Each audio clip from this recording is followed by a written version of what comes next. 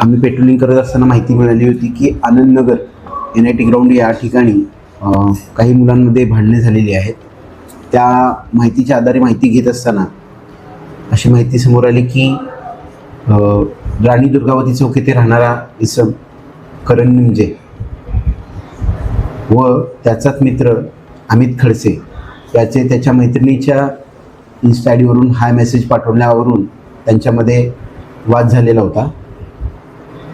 अमित खडसे हा राहणारा जरीपटका पोलीस ठाण्याच्या हद्दीतील असून सदर जो वाद झाला होता तो वाद मिटवण्यासाठी ते 16 मे रोजी आनंदनगर NIT ग्राउंड या ठिकाणी भेटण्यासाठी अमित खडसेला बोलावलं होतं. अमित खडसे हा त्याच्या इतर अन्य 3 मित्रासह सदर ठिकाणी आला होता.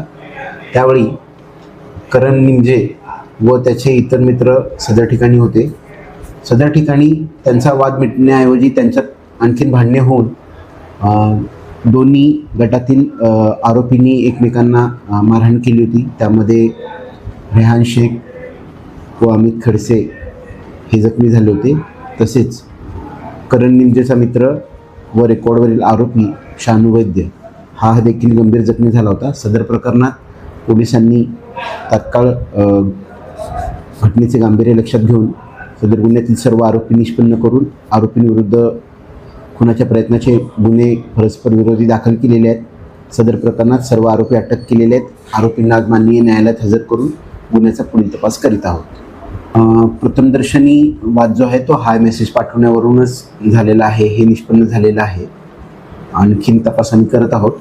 यामध्ये परस्पर विरोधी 2 गुन्हे दाखल झालेले असून एका प्रकरणात 4 व एका प्रकरणात 7 असे 11 आरोपी अटक करण्यात आलेले आहेत. त्यामध्ये जर आणखीन आरोपी निष्पन्न झाले तरी त्याबाबत तपास करत आहोत.